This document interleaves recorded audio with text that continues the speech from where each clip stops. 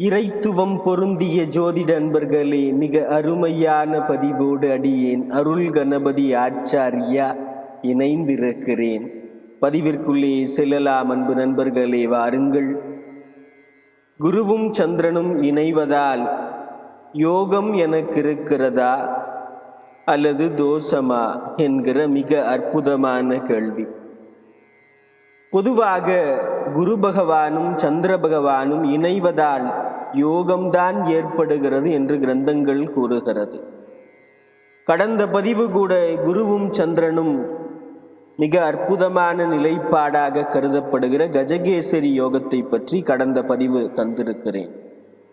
சந்திர பகவான் நின்ற வீட்டிலிருந்து 4-7-10 குரு இருந்தால் அந்த கஜகேசரி யோகம் என்று அதை பற்றி விரிவாக சொல்லி இருக்கிறேன். அந்த யோகம் எந்த சூழ்நிலையிலும் ஏதாவது ஒரு வகையிலே நன்மையாக பலன் தரும். ஆனால் குருவும் சந்திரனும் இணைவது என்பது மிக முற்றிலும் வேறான யோகம், கஜகேசரி யோகம் அல்ல. இவை இரண்டையும் சேர்த்து அன்பு நண்பர்கள் குழப்பிக் கொள்ள வேண்டாம். குருவும் சந்திரனும் இணைவதால் என்ன பலன்? மிக நல்ல பலன்தான் கிரந்தங்கள் எல்லாம் எடுத்து கூறியிருக்கிறது. சிறப்பான வாழ்வியல் அமைப்பிலே நல்ல பணபலம், புகழ், மேன்மை, குழந்தைகள் எல்லாவற்றையும் ஏற்றமாக சொல்லியிருக்கிறார்கள் நிறைய கிரந்த கர்த்தாக்கள். ஆனால் குருவும் சந்திரனும் எனக்கு இணைவாக இருக்கிறது, ஆனால் பலன் தரவில்லை. நிறைய அன்பர்கள் வருகிறார்கள். பல பேருக்கு இந்த இணைவு யோகமாக தென்பட்டாலும் அந்த இணைவின் மூலம் ஒரு நல்லதொரு பிரகாசம் இல்லை, நல்லதொரு வெற்றி வாய்ப்பில்லை. ஏன் என்கிற கோணத்திலே அன்பு நண்பர்கள் கேள்வியை எழுப்பினார்கள். மிக அற்புதமான ஒரு கேள்வி.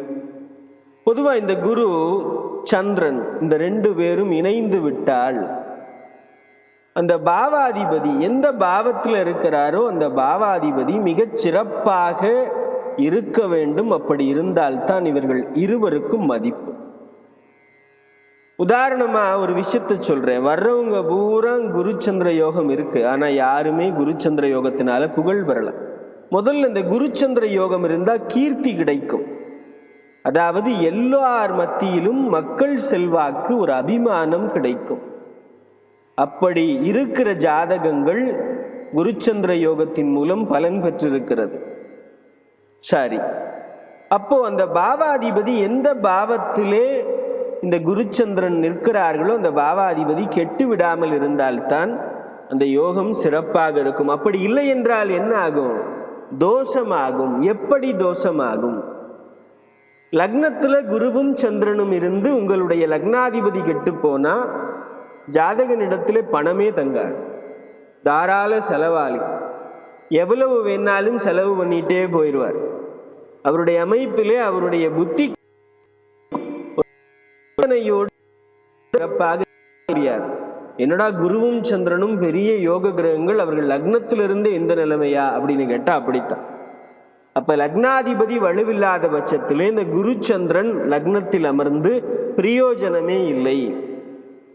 அதே மாதிரி ஒரு நண்பர் வர்றார், 2ஆம் இடத்திலே குரு சந்திரன் இருக்கு. ஆனா 2ஆம் அதிபதி என்ன ஆகிறார்? நீசமாயார். தன்னுடைய வாழ்க்கையில குடும்ப வாழ்க்கை என்பதே அவருக்கு கிடைக்காமல் போய்விடுகிறது. கிடைத்தாலும் சிறப்பாக அமைவதில்லை, அல்லோலப்படுகிறார். அந்திம வயது காலம் நெருங்கிவிட்டது, திருமணம் அமையல, குடும்பத்தோடு ஒன்றல, குடும்ப உறுப்பினர்கள் எல்லாம் பிரியறாங்க. உதாரணத்துக்கு இன்னொரு நண்பர் வர்றார், 3ஆம் இடத்துல குருச்சந்திரன், ஆனா 3க்குடையவன் கெட்டு போறார், 3க்குடையவன் நீசமாகிறார், இல்லை 3க்குடையவன் 6-8-12 மறைஞ்சு போகிறார், அல்லது பகைவர்களோடு கூடி விடுகிறார். ஏதோ ஒரு காரணத்தினால் அந்த 3ஆம் அதிபதி கெட்டு போனால் அந்த அமைப்பிலே சகோதரர்கள் மூலம் சிறப்பான ஒரு வன்மை இல்லை, நல்ல தைரியம் இல்லாமல் ஒரு கோலை போல, அவருக்கு எந்த ஹெல்ப்புமே கிடைக்காது. அவர் நோஞ்சாம் போல இருப்பார், வாழ்க்கையிலே நொடிஞ்சு போய் இருப்பார். ஏமாற்றங்கள் தான் அவருக்கு மிஞ்சும். யாரும் அவருக்கு உதவி கருணை காட்ட மாட்டார்கள். இதுதான் நடந்துட்டு. இப்போ உதாரணத்துக்கு 4ஆம் இடத்துல குருச்சந்திரன் இருக்கு, ஆனா 4க்குடையவன் கெட்டு போயிட்டார். 4க்குடையவன் ரொம்ப மோசமான நிலையில இழி நிலையில் இருக்கிறாருன்னு வைங்க. அப்போ அம்மா மூலம், தாயார் மூலம் தன்னுடைய வாழ்க்கையிலே ஏதோ ஒரு மனக்கசப்பு, அல்லது தாய்க்கு இந்த தனையின் மூலம் மனக்கசப்பு, அல்லது அந்த தாயார் மிகுந்த கஷ்டத்திலே இருத்தல், உடல் நலம் மனநலம் குன்றி இருத்தல், தன்னுடைய வாழ்க்கையிலே என்ன பண்ணினாலும் வெற்றியே இல்லாமல் எங்கே போனாலும் அலைச்சல் திருச்சல் பிரச்சனை இப்படித்தான் வரும். தன்னுடைய வாழ்க்கையிலே ஒரு இன்பமான வாழ்க்கை, போக வாழ்க்கை, இனிமையான சுகபோக வாழ்க்கை என்பது அந்த ஜாதகனுக்கு அமையாமல் அல்லோலப்படுகிறார். ஆனால் பொதுப்பலன் கேட்டால் குருச்சந்திரன் சிறப்பானவன், அவனைப் போல யோகம் இல்லை. பெரிய பெரிய தலைவர்களுக்கெல்லாம் இருந்தது, நல்ல நல்ல அரசியல் தலைமைகளுக்கெல்லாம் இருந்தது, ஆனால் எனக்கும் இருக்குதுன்னு நம்ம வார்த்தையால் சொல்லிக்கலாம். ஆனால் அது செயல்முறையில் பலிக்கலை. காரணம் என்ன? இப்படி இருக்கு கட்டம். உதாரணத்துக்கு 5ல் குருச்சந்திரன் இருக்கு, 5ஆம் இடத்திலே குருச்சந்திரன் இருக்கு, ஆனால் 5ஆம் அதிபதி கெட்டு விட்டார். இப்போ 5ஆம் அதிபதி கெட்டு விட்டார், 5குடையவன் மோசமாயிட்டார், பூர்வ புண்ணியாதிபதி மோசமாயிட்டார், ஆனால் 5லே குரு. 5ஆம் இடத்திலே குருவோடு யார் இருக்கிறா? சந்திரன். அப்போ குருச்சந்திரன் இணைவு. அப்போ அந்த குருச்சந்திர இணைவு 5ல் இருந்தாலும் குழந்தை இல்லை. ஏதாவது ஒரு தத்துவபுத்திரம் எடுக்கலான்னா அதுக்கும் வாய்ப்பு இல்லை. அந்த மாதிரி ஒருவேளை ஜாதகத்தில் நல்ல புத்திரர்கள் கிடைத்தாலும் அந்த தாய் தந்தைக்கு எந்த உதவியும் இல்லாமல் அந்த தாயை தந்தையை எங்கேயாவது அநாத ஆசிரமத்திலேயோ இல்லை பிரயோஜனம் இல்லாமல் உதவி இல்லாமல் அவர்கள் வாட்டுக்கு இருப்பாங்க, பொறுப்பில்லாமல் இருப்பாங்க. பெற்றவர்களை பார்த்து கொள்ள வேண்டும் என்கிற பொறுப்பில்லாமல் அவர்கள் வாழ்க்கையை கழிப்பார்கள். ஆக மக்களால் குழந்தைகளால் நமக்கு நலம் இல்லாமல் போகிறது என்றுதான் நாம் பார்க்கிறோம்.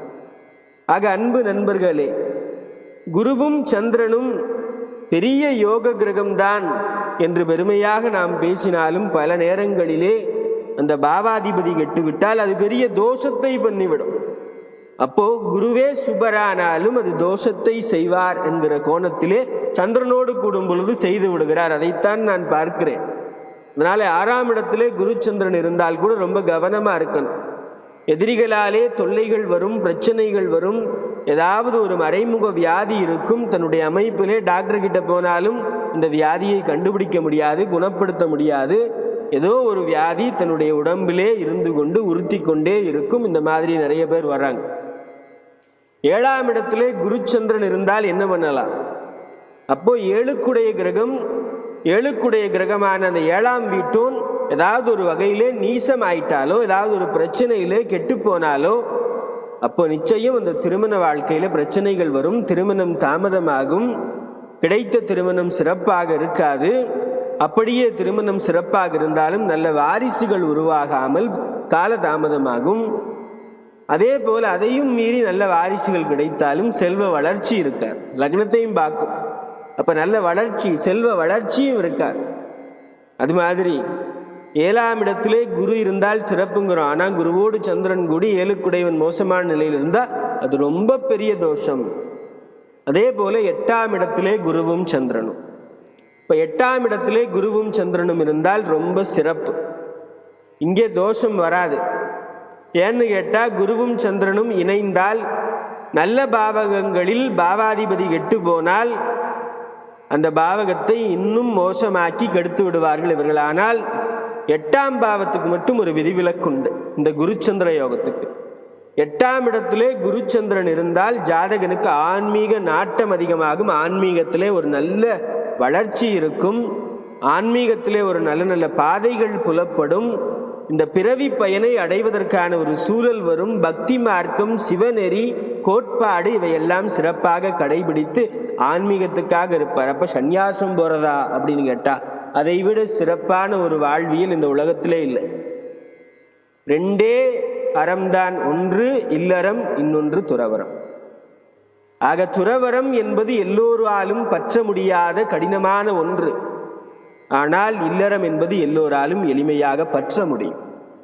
இந்த துறவரத்தினால் நம்முடைய சமுதாயமும் சரி, அந்த துறவரத்தை ஏற்றுக்கொண்டவனும் சரி சிறப்படைகிறார்.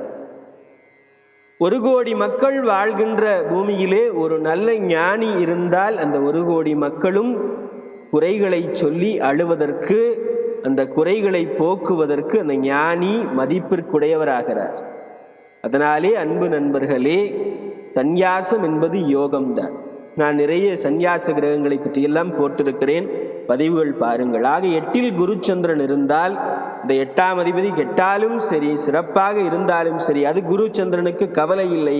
ஜாதகனுக்கு ஆன்மீகத்தின் மூலம் வளர்ச்சி கிட்டும். 9இலே குருச்சந்திரன் இருந்தால் என்ன சிறப்பு?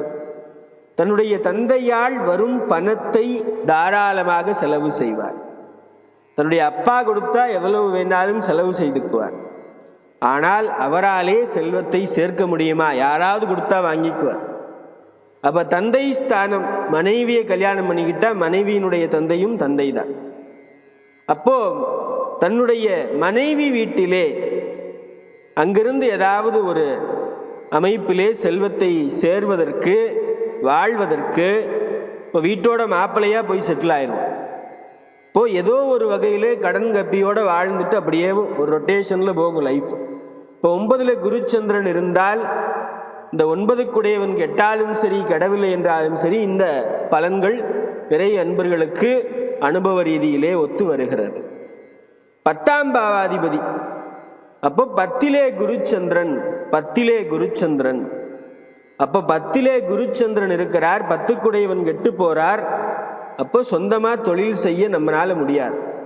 என்னதான் பல கோடி பல லட்சம் பொருளை போட்டு போட்டு சொத்துக்கள் சேர்க்கணும்னு ஒரு ஆசையில் கடன் எல்லாம் வாங்கி தொழிலை ஆரம்பித்தாலும் அந்த தொழில் வாய்க்காது, சிறக்காது. ஏதாவது கொஞ்சம் ப்ரைவேட்டாக வேலை பார்த்துட்டு நம்ம போயிடலாம். அப்போ ஒரு ஊழியனாக வேலை செய்வது தான் சிறந்தது. அதாவது அதே இது சிறப்பாக இருக்குது. 10க்குடையவனும் சிறப்பாக இருக்கிறார், 10இலேயும் குருச்சந்திரன் இருக்கிறார். நல்ல தொழில் புரட்சி செய்யக்கூடிய நல்ல ஒரு சிறப்பான வாழ்வியல் கிடைக்கிறது.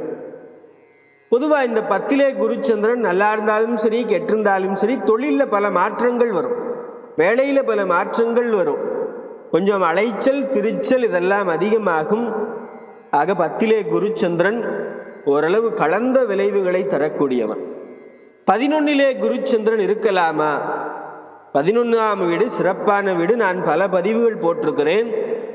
அப்போ அந்த 11க்குடையவன் கெட்டு போய் அங்கே 11இலே குருச்சந்திரன் இருந்தால் தன்னுடைய அமைப்பிலே உதவிகள் சகோதரத்தின் மூலம், மூத்த சகோதரத்தின் மூலம் அல்லது அமைப்பிலே தனக்கு லாபமானது சிறப்பாக கிடைக்காமல் போகிறது. கெட்டு போன 11க்குடையவன் கெட்டு போனால் இந்த குருச்சந்திரன் 11இல் இருந்து பிரயோஜனம் இல்லை, வாழ்க்கையில் லாபம் கிடைக்காது. பொதுவாக 11இல் குரு இருந்தால் கூட ஒரு பெரிய கோடீஸ்வர யோகத்தையோ அல்லது பெரிய லாபத்தையோ சடனாக ப்ரொடியூஸ் பண்ணக்கூடிய பிளானட் குரு கிடையாது. உனக்கு என்ன தேவையோ அதைத்தான் கொடுப்பார். ரொம்ப பெரிதான அளவிலே ஒரு மாயத் தோற்றத்தை செய்யக்கூடிய கிரகம் குரு அல்ல.